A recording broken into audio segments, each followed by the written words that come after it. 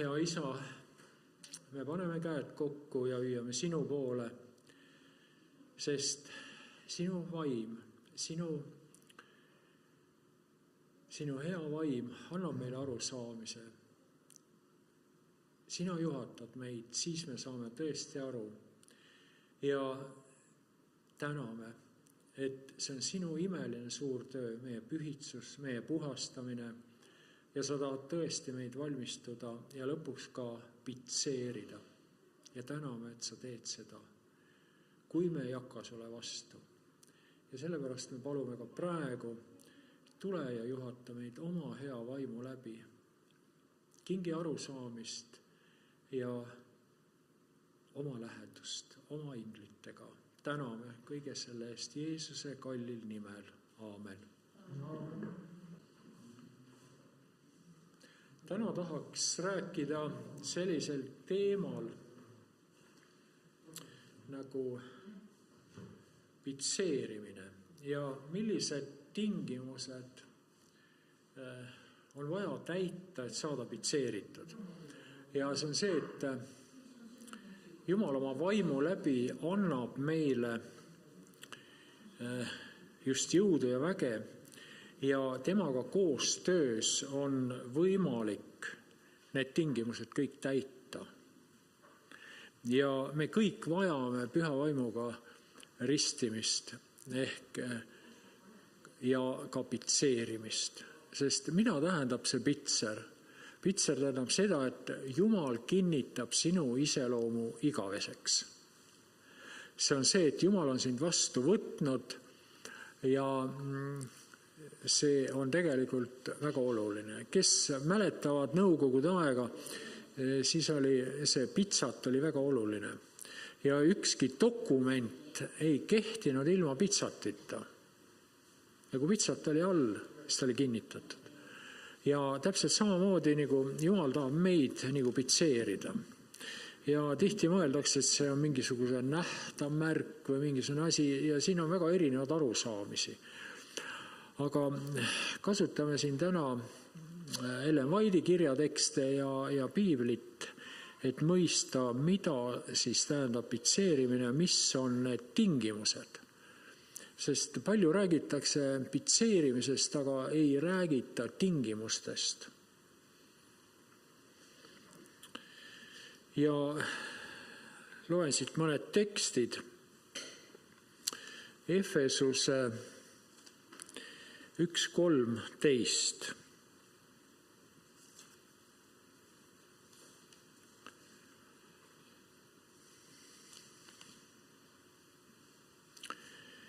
Kelles teiegi olete sellest alates, kui te saite kuulda tõe sõna, oma õndsuse evangeeliumi ja kelles teiegi saades usklikuks olete kinnitatud, tõotatud püha vaimu pitseriga. Selle vaimu, kes on meie pärandi tagatis tema omandi lunastamiseks, tema au kiituseks. Ja teine tekst, 2 Korintuse 1:21.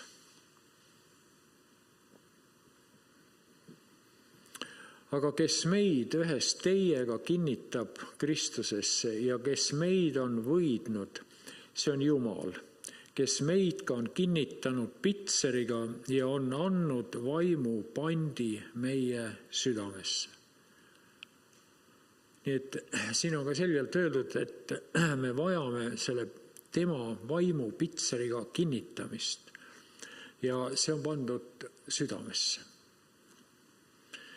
Ja see on väga oluline. Ja need, kes on pitseeritud lõpuks, need ongi vastu võetud Jumala poolt. Ja ainult need suudavad läbi minna ka 7 viimasest nuhtlusest. Sest nad on Jumala kaitse all. Nii et meil on vaja mõista ka nüüd neid tingimusi.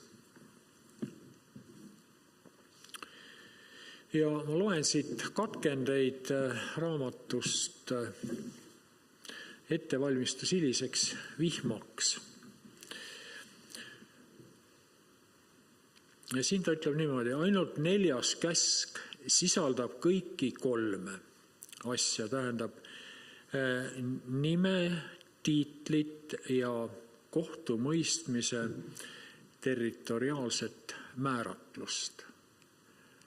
Ja tavaliselt pitseri peal ongi omandi tunnused, kelle pitser see on.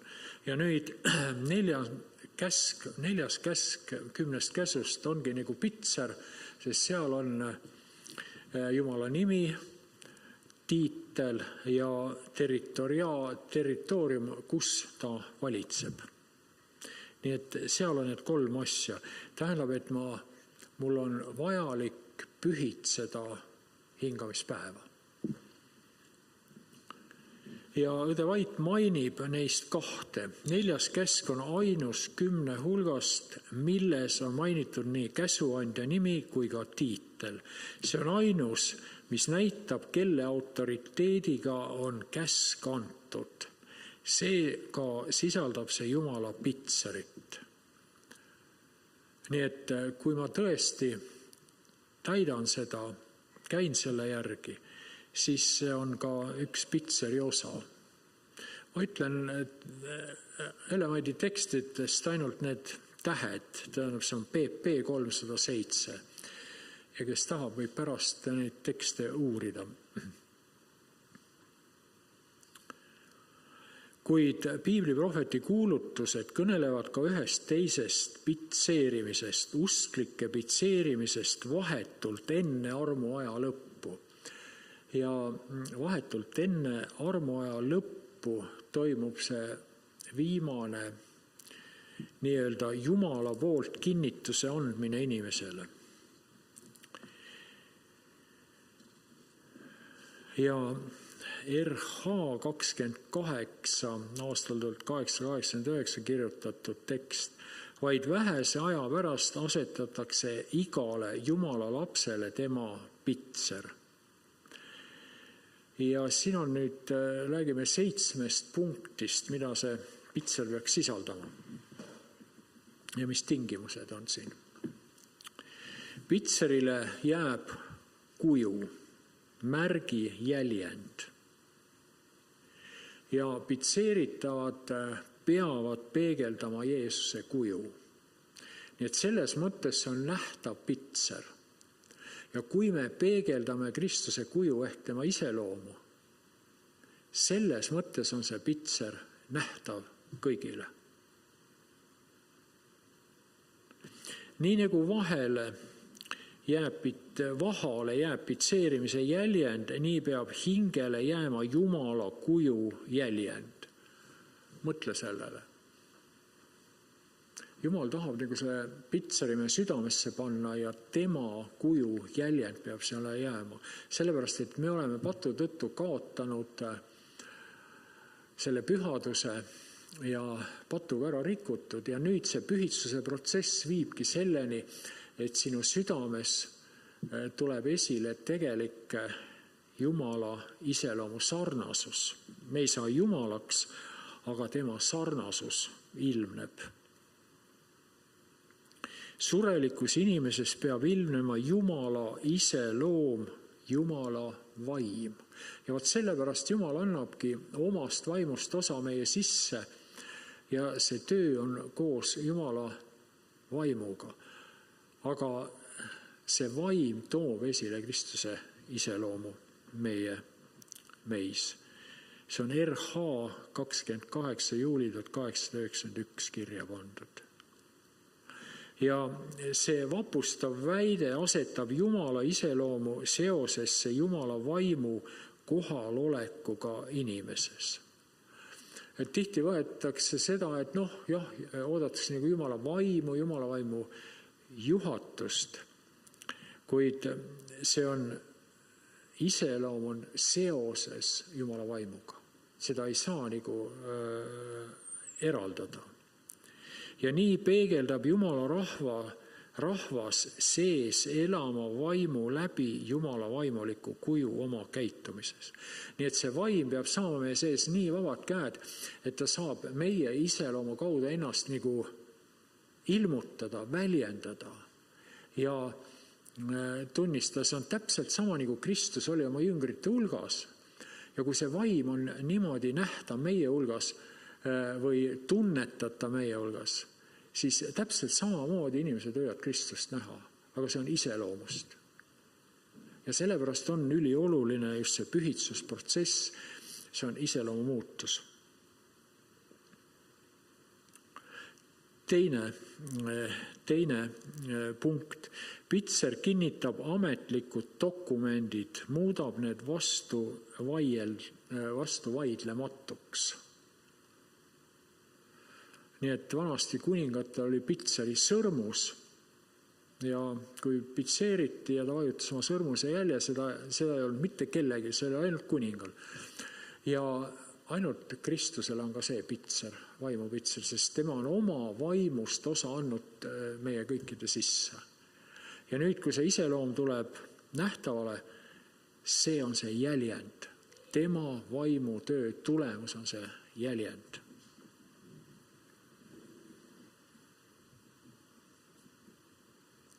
Nii et pitser tuleb, ma mõtlesin seda just ka niimoodi, et vaata, kui sa loodusest leiad mingi vääriskivi, on see teemant või mingisugune kallis vääriskivi, briljant, tal ei ole mingisugust kuju looduslikult. Sa võtad ta mulla sees, ta mingi nagu kivitükk, aga siis, kui hakatakse seda lihvima ja lihvitakse väga palju tahkusid sinna.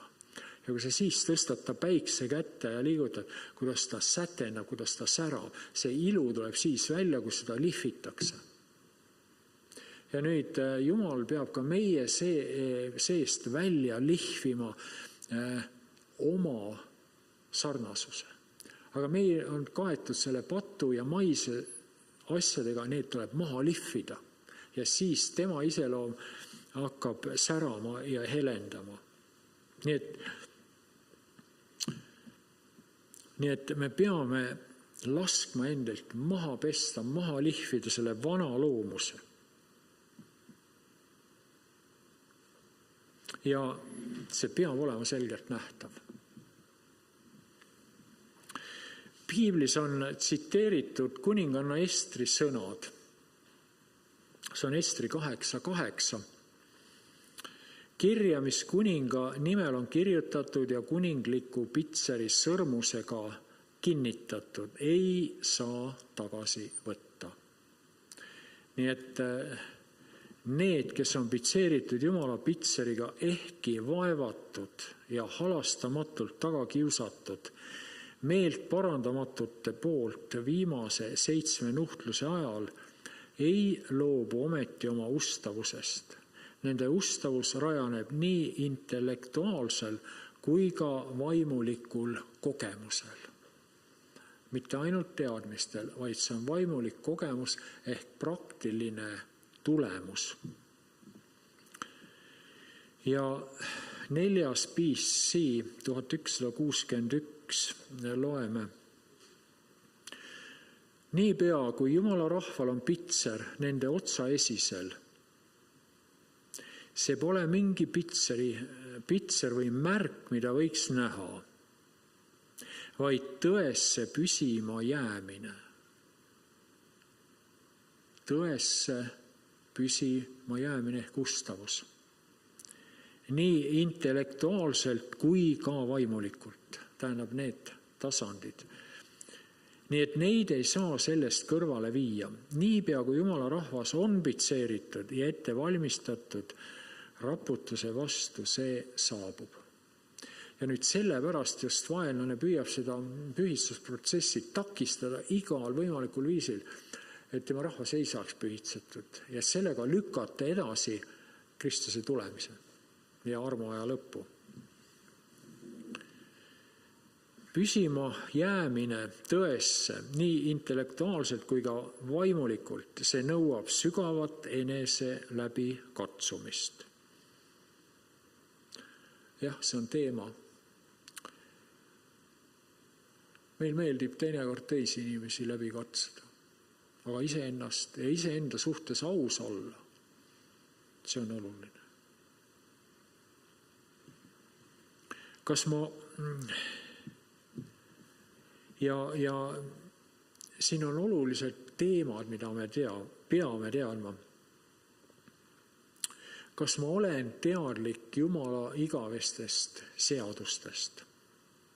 Kas ma olen teadlik lunastusprotsessist? Kas ma olen teadlik kohtutunni kuulutusest?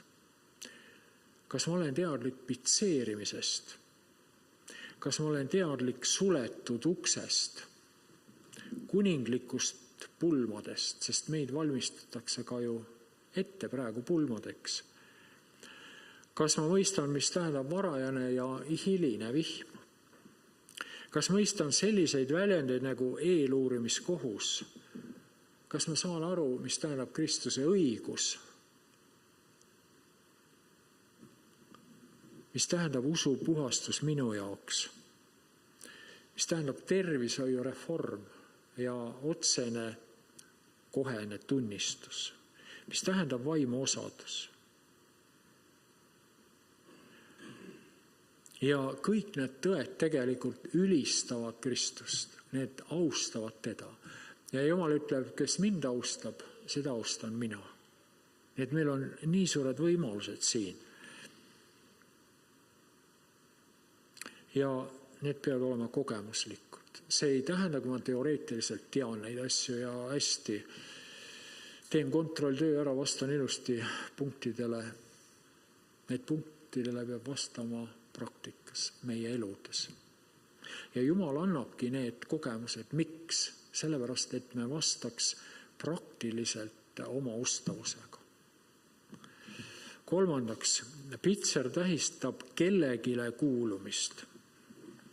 Jeesus, kui hingamispäeva isand väidab, et ta on issandaks ehk isandaks kõigile, kes hingamispäeva peavad ja pühitsevad. Kuidas ta saab olla isandaks pühapäeva pidajatele? Ta ei saa olla reedese päeva pühitsejatele isandaks. Sest ta ütleb, et mina olen hingamispäeva isand. Ja hingamispäeva pidamine on konkreetne tegu, mis näitab seda, et kes on minu isand. Pühapäeva pidamine on ju evajumala kummardamine, see on päikese kummardamine. Nii et need on tõesti sellised asjad ja siis see teine isand tuleb selle inimese üle valitsema. Kuigi praegu on armuaeg, inimesed saavad veel valida, aga ühel päeval see asi lõpeb ja antakse need tulemused kätte. Nii et see tähendab kellegile kuulumist. Hingamispäev on märk vahekorra kohta Jumala ja tema rahva vahel. Märgiks selle kohta, et nad on temale kuulekad alamad, kes peavad tema püha käsku. Tunnistuste 8. köide, lehekülg 198 on see kirjas. Ja prohvet Esekielist loeme 12. salmist. Ja ma andsin neile hingamispäevad. Miks? Kui märgi minu ja nende vahel, et nad teaksid, et mina olen Jehova, kes neid pühitseb. Aga kui inimene ei pühitse hingamispäeva, kas ta saab üldse pühitsetud? Ja kui ma lihtsalt pean hingamispäeva ja ma ei lase Kristusel ennast pühitseda, sest juudid, kes pidasid hingamispäeva, lõid Kristuse juristi. Nii et hingamispäeva võib lihtsalt ka pidada, aga mitte lasta ennast pühitseda. Nii et siin on erinevused. 4. punkt. Pitserid tähistavad lõplikku heakskiitu. Ja RH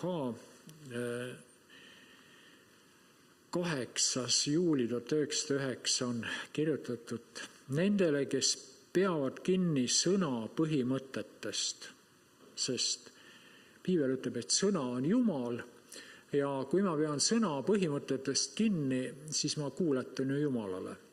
Nii et need, kes peavad nüüd nendest põhimõtetest kinni ja kes töötavad ustavalt hingede heaks, asetab Jumal oma heakskiidu pitseri. Jumala pitser sisaldab ka vaimu pühitsemist, see on nüüd 5. punkt. Maailma on võimalik ainult seeläbi hoiatada, et nad näevad, et need, kes usuvad tõde, on tõe läbi pühitsetud. Vaimu pühitsemine märgib erinevust nende vahel, kel on Jumala pitser ning nende vahel, kes peavad väärpuhkepäeva. 7. BC, lehekülg 980.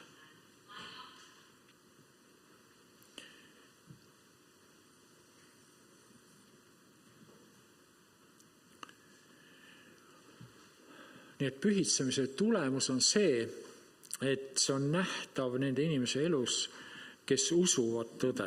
Ja mitte ainult ei usu, vaid ka usaldavad Jumalat selliselt, et nad elavad selle järele. 6. punkt. Jumala pitser tähistab ka iseloomu täiuslikkust. Ja küsimus on see, kas me otsime iseloomu täiuslikkust. Ja kuidas me endale ette kujutame, milline mõõt see on meie jaoks see täiuslikkus. Me võime seda väga erinevalt mõista, aga see täiuslikkus on sarnasus. Ja ma usun, et Jumala vaim annab ise märku, ta ei keera vinti üle kunagi. Kui sa saad selle kätte, siis sul on rahu. Sest Jeesus ütleb, oma raha ma annan teile, ma ei anna nii, nagu maailm annab. Ja Jumala rahu on, nagu sa teed lapsele pai. Sa ütled tubli, sa oled tore, sa oled hästi teinud. Ja see on Jumala rahu. Ja vaata, kui ma tunnen, et mul on rahutus sees, see on midagi ei ole korras. Ja mingi märguanne on Jumalalt, kui on rahutus. Aga kui sul on rahu, siis Jumal ütleb tore. Sa oled tubli, sa oled hea laps.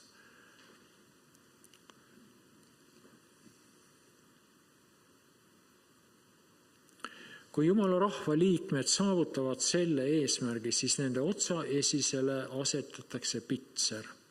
Vaimust täidetuina on nad täiuslikud Kristuse ees. 6. BC 1118 lehekülg. Nii et vaimust täidetuna ja siit tuleb selgelt välja see, et kui inimene on vaimu päralt, kui ta on vaimu juhitav, siis nad on täiuslikud. Nagu see Rooma kiri ütleb hästi, et need on Jumala lapsed, siis kes? Ja nendel on appa, isa ehk issi.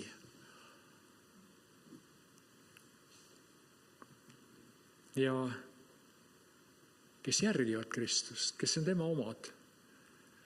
Ja neid saab Jumal võtta vastu tõesti sellesse lapse seisusesse. Ja siin öeldakse nii, et pange tähele siin kasutatud tähtsaid termineid, nende otsa esisele asetatakse pitser. Vaimust täidetuina. Tähendab, püha vaim on ju osa Kristuse vaimust. Ja kui tema valitseb sinu ja minu sees, siis tema toob esile ju tema iseloomu, tema käitumise ja ustavuse isale. Ja sellepärast ongi Jumal on teinud selle asja niimoodi, sest meie oma jõuga ei suuda, absoluutselt. Mina olen proovinud seda igatpidi ja ma usun, et olete kõik proovinud. Aga kui me teeme sellist koostööd vaimuga, siis meil õnnestub, siis me muutume. Ja siis on niimoodi, et keegi ütleb sulle, et kuule, aga sa ei olnud enne ju selline. Sa oled muutunud. Meie võib-olla ise ei näe seda, aga Jumal teab. Ja tema teeb. Ja see on see täiuslikkus. Termin pitseerimine nagu pühitseminegi kujutab seesmist vaimulikku arengut, mis on tehtud võimalikuks püha vaimu ligioleku ja väe läbi. Ja mõtle, kui inimesed, kes peavad ennast kristlasest, hüüavad vaimu appi ja selle asemel tuleb hoopis teine vaim. See on ikka kohutav eksitus. Ja kui mõistetakse seda piiblit valesti, kui on tehtud kolmas Jumal isa ja poja kõrvale ja kutsutakse, palvetatakse, sellepärast ja tõesti ta tuleb, aga see ei ole enam Jumala vaim. Nii et sellel on väga tõsised tagajärjed.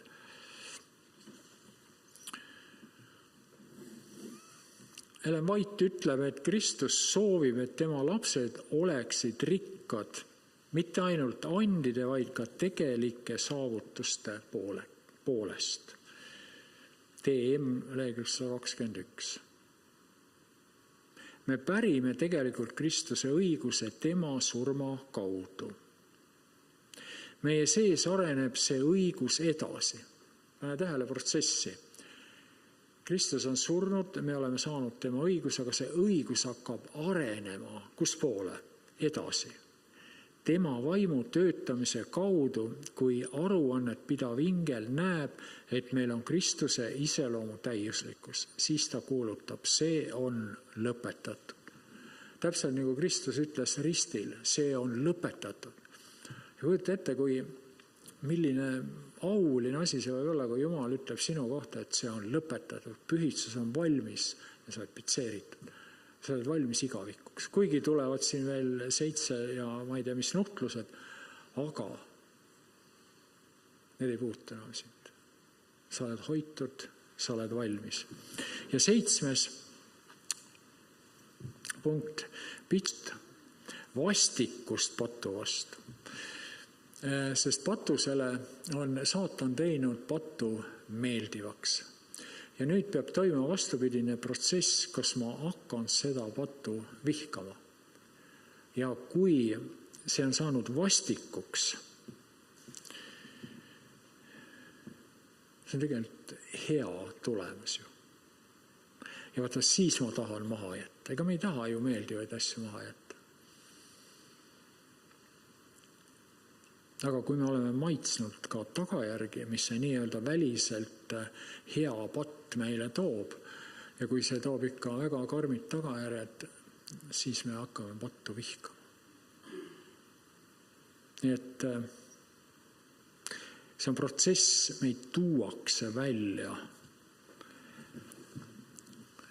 vaenlase meelevalla alt, nagu me tänagi õppisime.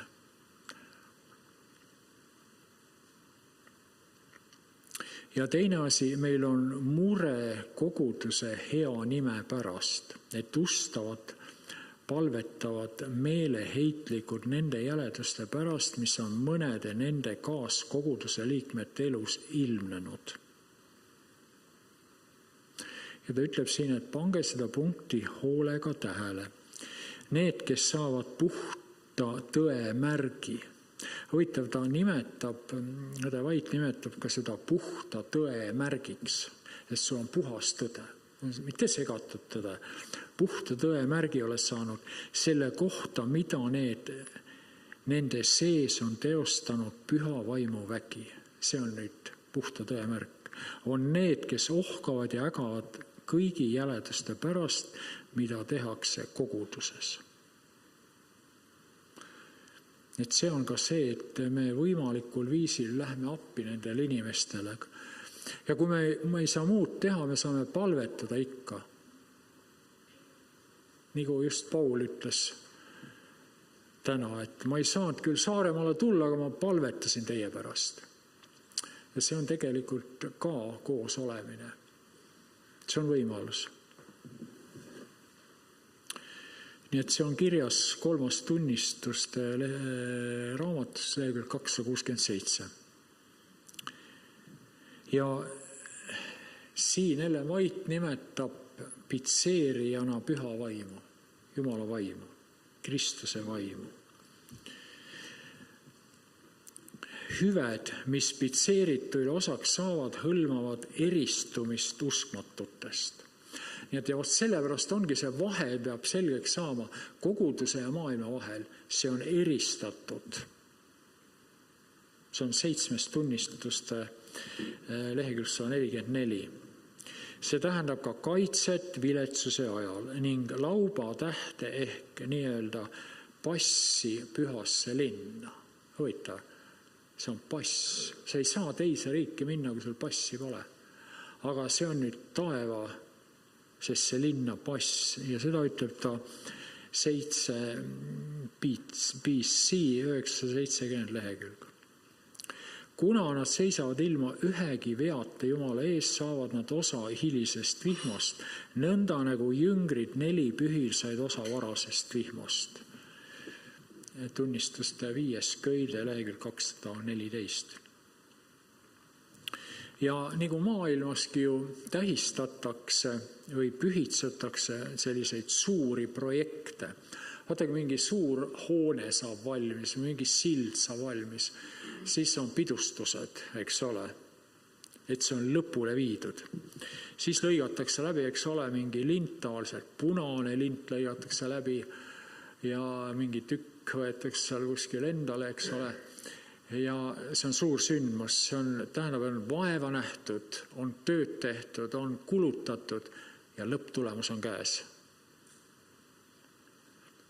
Antakse mälestusmedaleid näiteks võitude puhul inimestele ja aukirju ja igasuguseid asju. Laevu, näiteks kui laev saab valmis, mis seal tehakse? Komme sampuse pudel lüüakse nööri otsas vastu laeva puruks, eks ole. See on nagu omamoodi laeva ristimiseks nimetatakse seda, eks. Ja loomise kohta ütleb pühakiri, tema teod olid valmis maailma asutamisest alates. Et Jumal oli selle niimoodi ette planeerinud juba siis, ta teadis, kes sa oled. Ta teadis, et sa sünnid siia teatud ajal ja ta oli selle sinu jaoks ette valmistanud. Ja ta hingas 7. päeval, nii ütleb Heebrea kiri 4. peatükk. Jumal ütles, et selle hästi kavandatud ning hästi teostatud projekti kohta väga hea. Aga Jumal teadis pattu langemist. Ta lõi inimese väga heaks, aga teadis ka pattu langemist, aga ta teadis lunastusplaani lõpptulemust ja ta ütles, et see on väga hea. Ja kui me saame sellest osa, kui me täidame need tingimused, siis iga ühe kohta Jumal ütleb väga hea ja seda ta kinnitab pitseriga. Nii et sellised võimalused. Nii et mul oli need mõtted täna, mida ma mõtlesin juba mitu nädalat siin, aga täna ma sain jagada ja kõiki neid mõtteid võite sellest raamatust läbi lugeda, enda jaoks läbi töötada ja ise ennast läbi katsuda. Jumal õnnistagu neid. Aamen. Teeme veel tänupalve. Kallis taevane Isa, ma tänan. Me kõik täname sind koos, et sina selliselt hoolitsid meie eest. Sa oled oma elu andnud Golgatal. Sa oled kannatanud meie pärast.